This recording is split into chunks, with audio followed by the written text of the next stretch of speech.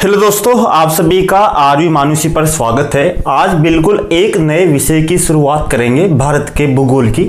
भारत के भूगोल को आपको एक बार ही मैं पढ़ाने की कोशिश करूंगा और इस तरह से पढ़ाने की कोशिश करूंगा कि आपको कभी भी दोबारा भारत के भूगोल को पढ़ने की आवश्यकता न हो और इसी वीडियो में आप पूरी तरह से समझ जाओ। अगर भारत का भूगोल की बात करें, जिस भी सिलेबस में अगर भारत का भूगोल है तो उसमें किसी न किसी प्रकार से विश्व का भूगोल भी शामिल होता है।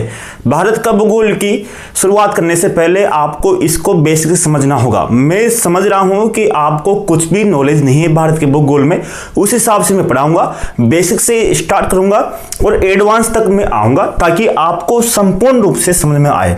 अगर मैं भारत की बात करूं तो भारत में आप समझ सकते हो कि भारत कहां पर है पूरे विश्व में। आपको आराम से समझना है, कोई जल्दीबाजी नहीं करनी। अगर आप देखोगे तो भारत यहां पर एशिया महाद्वीप में यहां पर है, ठीक है। अब मैं पहले बात करूं उससे पहले आपको समझना होगा कि भारत का भूगोल है क्या।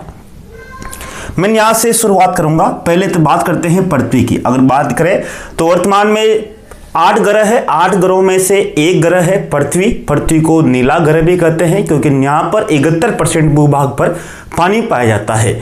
अगर पृथ्वी की बात करें तो अगर यहाँ पर पृथ्वी की बात करें तो पृथ्वी की उत्पत्ति किस तरह से हुई, इस पर अलग अलग संकल्पनाएं हैं, अलग अलग विद्वानों ने अलग अलग मत दिए हैं, उसके बारे में बात करेंगे। पहले तो बात करते हैं पृथ्वी की। ये पृथ्वी है आपकी। अब पृथ्वी है तो पहले ये विचार आता है कि पृथ्वी पर जो महाद्वीप है, महासागर है, जो किस तरह से बने, यानी कि जो वर्तमान में जो हिमालय है, हिमालय वर्तमान में भी धीरे धीरे ऊपर उठ रहा है, यानी कि उसकी ऊंचाई बढ़ती जा रही है। जैसे माउंट एवरेस्ट जो हिमालय की सबसे दुनिया की सबसे सर्वोच्च चोटी है, उसकी ऊंचाई वर्तमान में 8,850 मीटर बताते हैं। तो बात करते हैं कि अलग अलग विद्वान बताते हैं कि कुछ भूभाग घट रहे हैं, जैसे भूकंप आता है, ज्वालामुखी आता है। भूकंप भी क्यों आता है कि भूकंप आने का कारण यह है कि पृथ्वी की जो प्लेटें हैं, यानी कि पृथ्वी का जो धरातल है वो खिसक रहा है। तो इस आधार पर यह कहा जाता है कि पृथ्वी की उत्पत्ति के बाद में महाद्वीपों, महासागरों का निर्माण किस तरह से हुआ और किस तरह से भूगोल का एक तरह से भारत के भूगोल पर क्या प्रभाव पड़ा है, इस पर बात करेंगे। तो अलग अलग विद्वानों ने कहा कि पृथ्वी की उत्पत्ति के बाद में महाद्वीप, महासागर की उत्पत्ति किस प्रकार से हुई। उनमें से सबसे वर्तमान में सबसे मान्य सिद्धांत है, उसकी ही बात करूंगा। उसमें बात करूंगा मैं वेगनर की। अगर वेगनर की बात करें तो ये वेगनर है, जर्मनी का विद्वान था। इसने ये कहा, इसने एक सिद्धांत दिया था, महाद्वीपीय विस्थापन सिद्धांत। महाद्वीपीय विस्थापन सिद्धांत, विस्थापन सिद्धांत। अब मैं आपको, आपने राजस्थान भूगोल पढ़ा होगा, राजस्थान भूगोल आपने पढ़ी रखा होगा। तो आप एक चीज बताइए कि राजस्थान भूगोल में आपको पश्चिमी राजस्थान में जहां पर आप पढ़ते हो थार का मरुस्थल है, तो थार के मरुस्थल में ही वर्तमान में सर्वाधिक मात्रा में राजस्थान का कोयला पाया जाता है। जैसा बीकानेर में कपूरी है, जलीपा है, बरसिंह सिंहसर है। इसी तरह से बाड़मेर में ही सर्वाधिक आपका तेल मिलता है। तेल यानी कि बाप में पंचभद्रा जो रिफाइनरी है, यानी कि वहां पर इतनी मात्रा में तेल क्यों मिल रहा है, इतनी मात्रा में कोयला क्यों मिल रहा है। कोयला और तेल वहां पर ही मिलेगा जहां पर प्राचीन काल में बहुत ही सघन वनस्पति रही हो। तो इसका मतलब यह था कि वहां पर बाड़मेर जहां पर थार मरुस्थल था, वहां पर प्राचीन काल में बहुत ही सघन वनस्पति हुई होगी। तो सघन वनस्पति हुई होगी तो यानी कि कह सकते हैं कि वो अलग जलवायु में होगा। तो इसके विस्तार से मैं बताऊंगा, आपको समझना होगा। भारत के भूगोल को मैंने कहा था आपको बेसिक समझाने की कोशिश करूंगा, आपको समझना है। वेगनर ने कहा कि महाद्वीपीय विस्थापन के सिद्धांत, इसने कहा कि जो वर्तमान में, जैसे मैं आपसे बता रहा हूं, जैसे आप देखोगे इस नक्शे पे, तो नक्शे में देखने पर आपको मालूम चलता है कि यहां पर कुल मिलाकर जो 7 महाद्वीप है, 4 महासागर है, किस तरह से बने। तो वेगनर कहता है कि प्राचीन काल में अगर बात करें तो वेगनर के अनुसार प्राचीन काल में केवल एक ही महाद्वीप था। ये एक ही महाद्वीप था, ठीक है। और इस एक महाद्वीप के चारों ओर केवल एक ही महासागर था, यानी कि इसके चारों ओर क्या था, केवल एक ही महासागर था, ठीक है। ये एक ही महासागर था और एक ही, यानी कि ये एक ही महाद्वीप था। यानी कि मैंने बात कर दी आपसे इसकी, जैसे ये वाला, यानी कि ये पूरा का पूरा एक ही महाद्वीप था और इसके चारों ओर एक विशाल महासागर था। ये किसने कहा, ये कहा वेगनर ने। मैं आज की क्लास बहुत ही आराम से पढ़ाऊंगा। मैं चाहता हूं कि आपको दोबारा समझाने की आवश्यकता ना हो। अगर यहां पर बात करें तो इसी किसने कहा, ये कहा वेगनर ने कहा। अब ये इस एक महाद्वीप का, यानी कि जो ये महाद्वीप था, इस महाद्वीप एक ही विशाल महाद्वीप था, इसका नाम दिया वेगनर ने, क्या दिया, पेंजिया। क्या नाम दिया, पेंजिया इसका नाम दिया जो एक विशाल महाद्वीप था, एक विशाल महाद्वीप, एक विशाल महाद्वीप। ठीक है, इसके बाद में दूसरा है कि जो विशाल महासागर है चारों ओर, इसका नाम दिया उसने विवेकानंद ने पेंथालासा। क्या नाम दिया? पेंथालासा। पेंजिया और पेंथालासा ये एक महासागर था। क्या था? एक महासागर। यानी कि प्राचीन काल में केवल दो ही थे, एक तो पेंजिया और एक पेंथालासा। अब कहता है कि पहले पेंजिया, अब यहां पर आप समझना कि भूगर्भिक शक्तियों के कारण, यानी कि जैसे चंद्रमा उस समय प्राचीन काल में पृथ्वी के नजदीक था और पृथ्वी की आकर्षण शक्ति और साथ में गुरुत्वाकर्षण बल, किसका? सूर्य का और चंद्रमा का गुरुत्वाकर्षण बल के कारण पृथ्वी में खिंचाव हुआ। खिंचाव होने से क्या हुआ कि बाद में अलग अलग प्रभाव के कारण पेंजिया का दो भागों में विभाजन हो गया। कितने भागों में? दो भागों में विभाजन हो गया, यानी कि दो भागों में पेंजिया टूट गया। इस तरह से यहां देखोगे तो यहां पर पेंजिया दो भागों में इस तरह से टूट गया। टूटने के कारण क्या हुआ कि जो पानी था ये महासागर का पानी तो इसके पेंजिया के अंदर यहां पर भर गया। ठीक है, ये पेंजिया के अंदर यहां पर पानी क्या हो गया? भर गया। अब बनने से पेंजिया दो भागों में विभाजित हो गया। कितने भागों में? दो भागों में। जो ऊपर वाला भाग था वो कहलाया अंगारा लैंड। क्या कहलाया? वो अंगारा लैंड, यानी कि ये अंगारा लैंड, अंगारा लैंड। ठीक है, ये अंगारा लैंड। और जो नीचे वाला जो भाग था वो कहलाया गोंडवाना लैंड, गोंडवाना लैंड। ठीक है, दो भाग हो गए। और जो बीच वाला भाग जहां पर पानी भर गया, पानी बनने से जिसका निर्माण हुआ उसको बोलते हैं टेटिस सागर। क्या बोलते हैं उसको? टेटिस सागर, टेटिस सागर। ठीक है, यानी कि पेंजिया से तीन चीजों का निर्माण हुआ, उनके अलग अलग विभाजन होने से अंगारा लैंड, उत्तर में, नीचे दक्षिण में गोंडवाना लैंड और बीच में जो बना वो बना था टेटिस सागर। अब तीन भाग हो गए। इन्हीं तीन भागों से ही बाद में, यानी कि इनसे ही बाद में महाद्वीप का निर्माण हुआ। अगर मैं बात करूं अंगारा लैंड का मतलब है कि अंगारा लैंड से, अब देखो ये उत्तर में है, कहां पर? ये उत्तर में। और गोंडवाना लैंड क्या है? दक्षिण में है। तो अगर आप विश्व का नक्शा देखोगे, आप यहां पर विश्व का नक्शा देखोगे तो मैं यहां पर आपको दिखाने की कोशिश करूंगा। आप यहां पर देखने की कोशिश करना कि ये वाला भाग है, ये वाला भाग, ये पूरा का पूरा भाग जो ऊपर वाला भाग है, ये ऊपर वाले जो महाद्वीप है ऊपर वाले, ये पूरे के पूरे भाग किसके हैं? ये है गोंडवाना लैंड के। कौन से? गोंडवाना लैंड के हैं। सॉरी, कभी कभी थोड़ी गलती हो जाती है बोलने में, तो आप समझ जाया करो, कमेंट भी कर दिया करो। यहाँ है अंगारा लैंड। क्या है ये? अंगारा लैंड। ये अंगारा लैंड का भाग था। ठीक है, अंगारा लैंड का। और जो नीचे वाला भाग था वो था किसका था? ये नीचे वाला भाग है दक्षिण का, ये पूरे के पूरे है गोंडवाना लैंड, गोंडवाना लैंड। अब आपने कभी विश्व का मैप नहीं पढ़ा होगा तो पढ़ना पड़ेगा।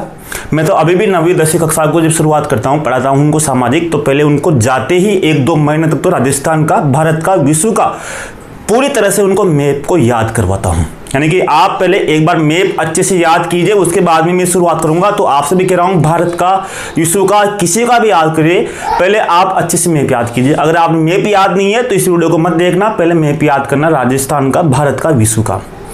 अब मैंने कहा अंगारा लैंड और गोंडवाना लैंड। अब मैं क्वेश्चन आपका ये आता है कि कौन सा महाद्वीप किसका भाग है। मैं पूछूं कि उत्तरी अमेरिका किसका है? अंगारा लैंड का है। आपसे पूछूं यूरोप किसका है? यूरोप किसका है? अंगारा लैंड का है। एशिया किसका है? एशिया अंगारा लैंड का भाग है। ठीक है, अब इसी तरह दक्षिण अमेरिका किसका भाग है? गोंडवाना लैंड का है। अफ्रीका किसका है? गोंडवाना लैंड का है। दक्षिणी भारत किसका है? गोंडवाना लैंड का है। दक्षिणी भारत किसका है? गोंडवाना लैंड का भाग है। और ऑस्ट्रेलिया किसका भाग है? ये भी गोंडवाना लैंड का भाग है। और अंटार्कटिका किसका है? गोंडवाना लैंड का भाग है। और यहाँ पर एक मैंने बताया था कि यहाँ पर एक सागर था, टेटिस सागर, यहाँ पर। और टेटिस सागर में, यानी कि टेटिस सागर में यहाँ पर था, तो यहाँ पर टेटिस सागर था, तो बाद में क्या हुआ आप समझना। यहाँ पर भारत के यहाँ पर अंगारा लैंड और गोंडवाना लैंड के दोनों के बीच में यहाँ पर एक सागर था, टेटिस सागर। तो टेटिस सागर में मरुस्थल में जो झीलें मिलती है ना वर्तमान में, जैसे आपके खारे पानी की जो झील है वो टेटिस सागर का अवशेष माना जाता है। समझ गए यहाँ पर। इसी तरह से यहाँ पर आप देखोगे, यहाँ पर ही हिमालय पर्वतमाला, बड़ी बड़ी श्रृंखलाएं यहाँ पर, वो टेटिस सागर से ही बना है। हिमालय पर्वतमाला की जो उत्पत्ति हुई टेटिस महासागर से हुई। मैं आपको बताने की कोशिश करूंगा। जैसे मैंने ये ले लिया, अब ये दो चीजें मेरे पास, एक तो पेन है, एक रिमाउंड है। अब ये अब देखो यहाँ पर एक अंगालैंड इधर से आ रहा है और गोंडवानालैंड इधर से आ रहा है, दोनों आ रहे हैं। अब दोनों आपस में आ रहे हैं तो दोनों आपस में टकराएंगे। टकराने से क्या होगा, टकराने से दोनों भाग ऊपर उठ जाएंगे। ठीक है, इस तरह से ऊपर उठने से वर्तमान में जैसे यहाँ से अंगालैंड से क्या हुआ कि बहुत सी नदियां निकलती थी, बहुत सी नदियां यहाँ आकर इसमें मिलती थी, किसमें, टेटी सागर में। इसी तरह से गोंडवानालैंड की बहुत सी नदियां इसमें आई, तो धीरे धीरे वो मलबा उसमें जमा होता गया, किसमें, टेटी सागर में। और टेटी सागर में बाद में मलबा जमा होने के बाद में फिर दोनों में ही क्या हुआ, दोनों में टकराव हुआ। टकराव होने से वर्तमान में टकराव जारी है, इस कारण हिमालय पर्वतमाला का निर्माण हुआ। ये समझ गए, यानी कि इस तरह से महाद्वीपों का महासागर निर्माण हुआ। अब आप यहाँ देखो, अगर आप यहाँ देखोगे तो देखो यहाँ पर फिर बाद में इन्हीं अंगालैंड और गोंडवानालैंड से अलग अलग महाद्वीप वर्तमान में सरक रहे हैं। किस सरक रहे हैं, अब आप देखो ये वाला भाग है, देखो ये वाला, ये दक्षिणी अमेरिका है और ये है अफ्रीका। अब आप देखो इन दोनों को, इसको यहाँ जोड़ सकते, नहीं जोड़ सकते, आप इसको यहाँ पर फिट कर सकते हो, यहाँ पर दोनों को फिट कर सकते हो, यानी कि अफ्रीका और साउथ अमेरिका दोनों को फिट कर सकते हो। बहुत सी समानता मिलती है यहाँ पर, यानी कि आप विश्व के पूरे महाद्वीपों को आपस में जोड़ सकते हो, यानी कि पूरे के पूरे एक भाग है। ये समझ में आइए आपको। अब ये समझने आने के बाद में आप समझ सकते हो कि भारत के भूगोल की मैं बात करूंगा तो आपको समझ में जाएगा कि भारत का जो दक्षिणी भाग है वो किसका है, वो गोंडवानालैंड का भाग है। हिमालय किसका भाग है, हिमालय टेटी सागर का भाग है। और उत्तरी भाग अंगालैंड का भाग है। ठीक है, सबसे प्राचीन भाग माना जाता है गोंडवानालैंड। गोंडवानालैंड का ही प्रायद्वीप पठार है उसका, भारत का। ये चीज़ आपको समझ में आ गई। आने के बाद में अब मैं यहाँ पर और चीज़ें समझाऊंगा, मैं आपको पूरी तरह समझाऊंगा। ये चीज़ें आपको समझ में आ गई। अब आने के बाद में अब आपको एक चीज़ और समझनी है, यहाँ पर मैं समझाऊंगा, कोशिश करनी है। अब इसको समझने के लिए, भारत को समझने के लिए अब एक बात और समझनी है आपको।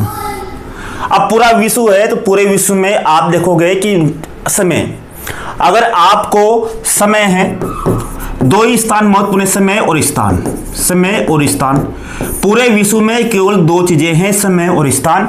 यानी कि अगर मान लो आपको किसी स्थान पर जाना है तो आप किस तरह से जाओगे, आप मोबाइल से भी जाओगे, किसी जाओगे या किसी भी चीज़ आप ट्राई करोगे तो आपको स्थान जानने के लिए क्या आवश्यक है। इसी तरह से समय, पूरे विश्व में समय में समानता रहे इसके लिए क्या हो, तो स्थान के समय के लिए, यानी कि समय के लिए तो देशांतर बनाए गए। क्या बनाए गए, देशांतर। और स्थान के लिए बनाए गए अक्षांश। क्या बनाए गए, अक्षांश। यानी कि स्थान के लिए अक्षांश बनाए गए और समय के लिए देशांतर बनाया गया। देशांतर बनाए गए कुल मिलाकर 360। कितने बनाए गए, 360। और अक्षांश बनाए गए 180। ठीक है, 180 डिग्री। और 360 देशांतर बनाए गए, तो 360 का मतलब ये है कि एक देशांतर का मतलब ये होगा कि 4 मिनट का रहेगा एक देशांतर। कितने मिनट का रहेगा, एक देशांतर 4 मिनट का रहेगा। अब मैं यहाँ आपको बता देता हूँ, कैलकुलेट करके बता देता हूँ आपको। यहाँ पर मैं बताने की कोशिश करूँगा। देखो यहाँ पर देखो, मैं गुणा करता हूँ 360 देशांतर है और एक देशांतर 4 मिनट का है, तो 4 से गुणा करता हूँ 4 से, तो कितना है आपके, देखो यहाँ पर बराबर है आपका 1440 मिनट आए आपके। कितनी आए, 1440 मिनट आए। अब 1440 मिनट आए तो आपको 1440 मिनट आइए आपके यहाँ पर। ठीक है, और आए तो आप बताओ कि 1 घंटे में कितने मिनट होते हैं। 1 घंटे में आपके होते हैं 60 मिनट। कितने होते हैं, 60 मिनट।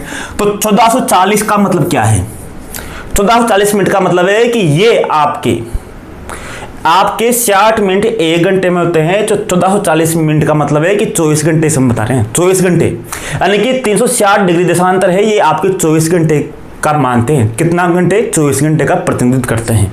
यानी कि पूरे एक दिन का 24 घंटे के लिए मान के चले। अगर आप 24, यानी कि देखो यहाँ पर 1440 में, यानी कि अगर बात करें 1440 में अगर आप 24 का भाग दोगे तो आप यहाँ पर देखो कितने आए आपके, 60। कितने आए, 60 मिनट आए, नहीं आए, यानी कि 60 मिनट आपके यहाँ पर आ गए। जिस तरह से आपको यहाँ पर ज्ञात करना है, मैंने आपको यहाँ पर विस्तार से बता रखा है इसका भूगोल में, यहाँ पर मैं आपको बताना है। ठीक है, यानी कि एक देशांतर का मतलब है 4 मिनट का अंतर। जैसे भारत की बात करेंगे, भारत में बात करूंगा कि अगर जैसे एक देशांतर दूर जाओगे 4 मिनट का। इसे अक्षांश की बात करोगे, स्थान की बात करता है, स्थान की, यानी कि जो स्थान की बात है कि जैसे मान लीजिए आपको किसी स्थान को ढूंढना है तो आपको अक्षांश देखना पड़ेगा। जैसे मेरा गांव है, मेरा शहर है, जैसे जहां पर भी आप रहते हो, वहाँ पर मोबाइल निकाले, मोबाइल निकालने के बाद में आपकी जगह का अक्षांश देखे, गूगल पर सर्च कीजिए, मैप पे देखिए कि आप अक्षांश कौन से अक्षांश पे रहते हो, आपको अपना मालूम चल जाएगा। कभी ट्राई करके देखना तो आप कौन से अक्षांश पे हो। अगर आप अक्षांश पे हो तो मैं बता देता हूँ कि आपको अक्षांश के लिए यानी कि अ से आडी रेखा, तो मैं आपको यहाँ मोटा मोटा बता देता हूँ, आप यहाँ पर ध्यान देना। पृथ्वी को कुल मिलाकर कितने भागों में, 4 भागों में बांटा गया है। नंबर 1 तो ये वाला मैंने आपको यहाँ बता देता हूँ, ये बीचों बीच में जो रेखा है इसको बोलते हैं 0 डिग्री। क्या बोलते हैं इसको? 0 डिग्री। इसको बोलते हैं भूमध्य रेखा। क्या बोलते हैं इसको? भूमध्य रेखा। भू का मतलब है पृथ्वी, मध्य यानी कि पृथ्वी के मध्य खींची गई रेखा को भूमध्य रेखा, 0 डिग्री वाली अक्षांश रेखा। 90 डिग्री ऊपर होते हैं, 1 2 3 इस तरह 90 डिग्री तो क्या होते हैं? ऊपर होते हैं। 90 डिग्री ये ऊपर होते हैं और 90 डिग्री नीचे होते हैं, ये 90 डिग्री नीचे होते हैं। तो 90 नंबर कितने हुए टोटल? आपके 180 हो गए, यानी कि 180 क्या होते हैं? आपके अक्षांश होते हैं। तो 90 यानी कि जैसे 0 1 2 3 4 5 6 इस तरह से करते करते यहाँ तो 90 डिग्री यहाँ हो गए, और इस तरह से 1 2 3 4 5 6 7 8 9 10 इस तरह से करते करते 90 यहाँ पर हो गए। ठीक है, अगर आपको पता होगा तो आपके 4 दिशाएं होती है, ऊपर होती है आपके उत्तर, नीचे होती है आपके दक्षिण, इधर होती है आपके पूर्व, इधर होती है आपके पश्चिम। 4 दिशाएं तो आपको याद होगी। अब मैंने कहा कि उत्तर तो ये है नहीं है, ये उत्तर है, ये क्या है? दक्षिण है। ठीक है, तो उत्तर में 90 डिग्री और दक्षिण में भी कितने आपके 90 डिग्री अक्षांश, कितनों के टोटल आपके 180 डिग्री। अब आप ही ज्ञान मत लगाना कि वहां तो 181 होते होने तो हो, उसके बाद में बात करेंगे, लेकिन मैं आपको समझा रहा हूं यहाँ पर भारत के भूगोल के पहले। अब बात करता हूं, अब यहाँ पर जैसे 1 2 3 4 5 है, तो यहाँ पर जैसे 23.5 डिग्री की जो रेखा होती है, यहाँ पर 23.5 डिग्री की उत्तरी अक्षांश, उत्तरी अक्षांश रेखा, यानी कि उत्तरी इसलिए लिखा उत्तरी गोलार्ध में, क्योंकि उत्तरी गोलार्ध यहाँ से 0 डिग्री बताया तो उत्तरी और नीचे दक्षिणी, तो 23.5 डिग्री जो अक्षांश रेखा होती है इसको बोलते हैं कर्क रेखा। क्या बोलते हैं इसको? कर्क रेखा।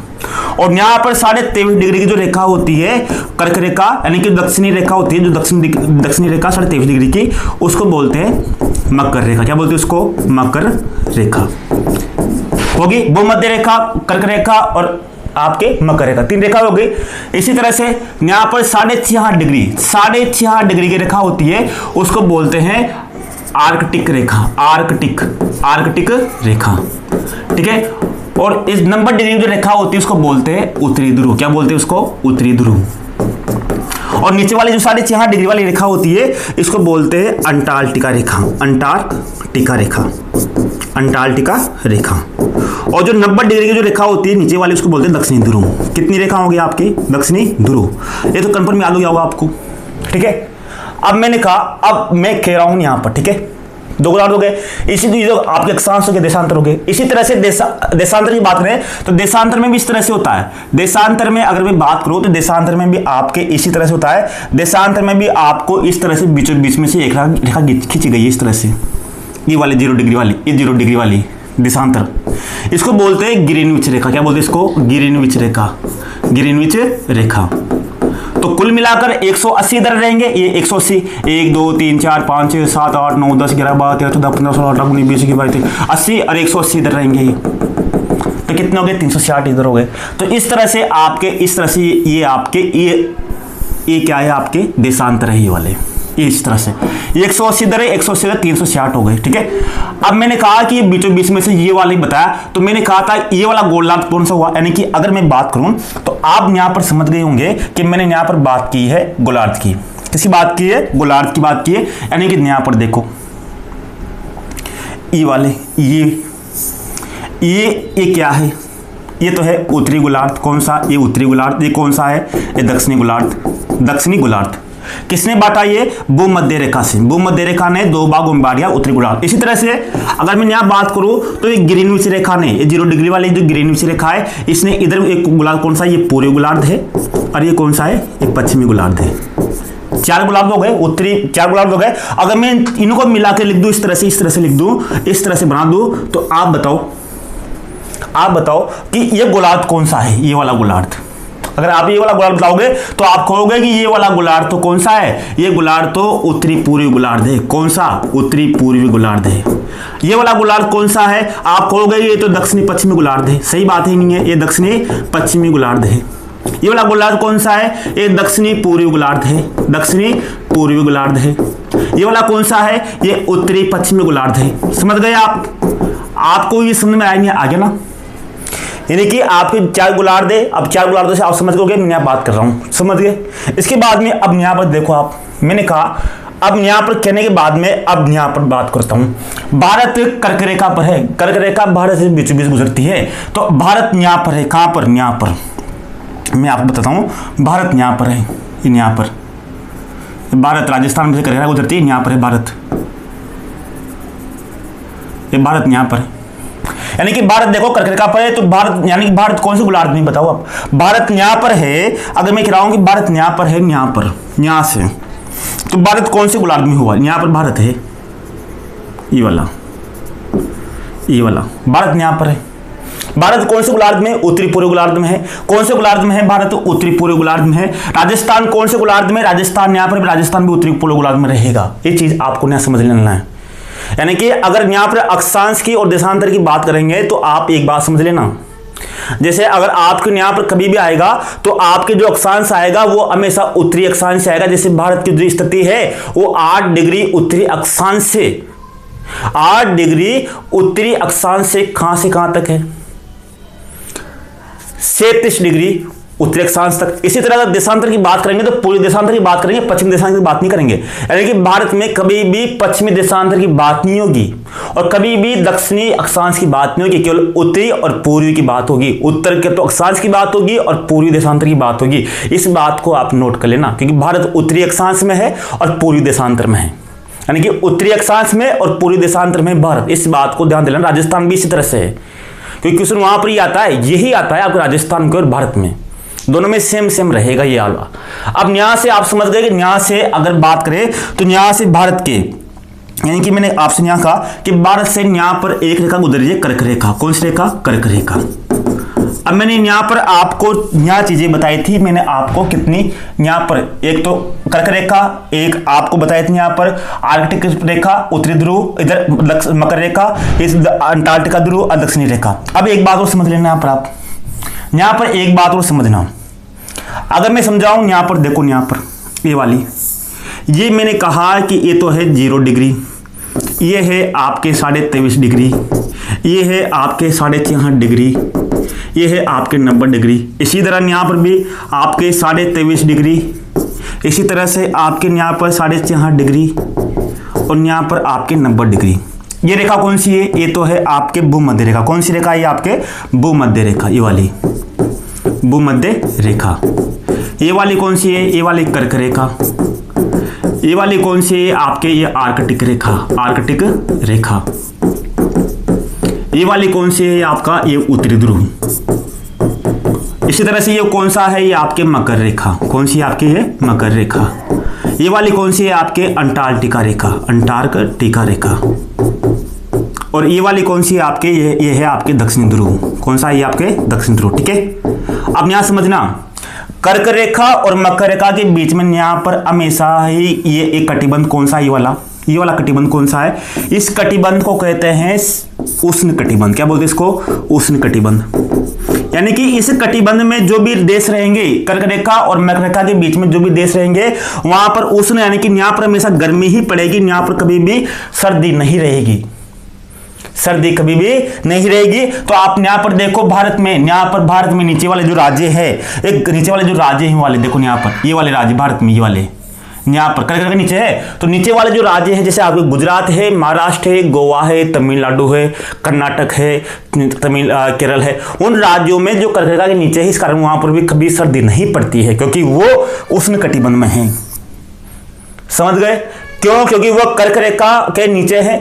अब यहां पर है 3.5, यहां से बता रहा हूं मैं आपको। अब यहां से 23.5 से 4.5 के बीच में, इन दोनों के बीच में, यहां पर ये वाला भाग, ये वाला भाग, इस वाले भाग में जो भी देश है, इन दोनों के बीच में जो भी देश यहां पर है, उसको बोलते हैं शीतोष्ण कटिबंध। शीतोष्ण कटिबंध का मतलब है कि जहां पर एक बार गर्मी और एक बार क्या पड़ती है? सर्दी। एक बार गर्मी और एक बार सर्दी, यहां पर भी वही है शीतोष्ण कटिबंध। यानी कि आप देखो यहां पर राजस्थान है, जम्मू कश्मीर है, यहाँ पंजाब है, राजस्थान शीतोष्ण कटिबंध में, कर्क रेखा के थोड़ा ऊपर है, इस कारण शीतोष्ण कटिबंध में आता है भारत। ठीक है, तो वहां पर एक बार सर्दी एक बार गर्मी पड़ती है। और जो यहाँ 6.5 से ऊपर है तो इसको बोलते हैं शीत कटिबंध। ये वाला कौन सा है आपके यहाँ पर शीत कटिबंध, कौन सा शीत कटिबंध, यानी कि जो भी देश इसमें है वहां पर हमेशा क्या पड़ेगी, सर्दी ही पड़ेगी। जैसे नॉर्वे है, ब्रिटेन है, फ्रांस है, वो 6.5 के ऊपर है, इस कारण वहां पर हमेशा सर्दी ही पड़ती है। इस चीज को समझ गए, यानी कि ये बात समझ में आ गई कि भारत में नीचे वाले जाते हैं, नीचे भाग में जाते हैं, परंतु वहां पर सर्दी क्यों नहीं पड़ती। वहां पर तुम सर्दी में जाओ, जनवरी में जाओ, केरल में जाओ, आप गोवा में जाओ, वहां सर्दियों में भी कोई सर्दी ऊनी वस्त्र नहीं पहनते, वहां ऊनी वस्त्र मिलते ही नहीं है, क्योंकि वहां पर कर्कट का नीचे है, क्योंकि वो उष्ण कटिबंध में है। 3 कटिबंध है, उष्ण, शीतोष्ण और शीत। इस तरह से आप समझ सकते हो कि भारत की जलवायु को भी आप समझ सकते हो, कटिबंध को भी समझ सकते हो। इस तरह से मैंने आपको यहाँ पर समझा दिया, ये चीजें आपको यहाँ पर ध्यान देनी होगी, ठीक है। यानी कि भारत के बारे में आपको यहाँ समझ गए। अब समझने के बाद में मैं अब यहाँ से आगे बात करता हूँ भारत के भूगोल के बारे में, ठीक है। यानी कि भारत के भूगोल के बारे में बात करेंगे आराम से। यानी कि जो भारत है, तो भारत के भूगोल में अब आपको बताता हूं, यानी कि बेसिक से आपको यहाँ पर जानकारी याद हो गई होगी। यानी कि भारत के भूगोल के बारे में अब शुरुआत करते हैं।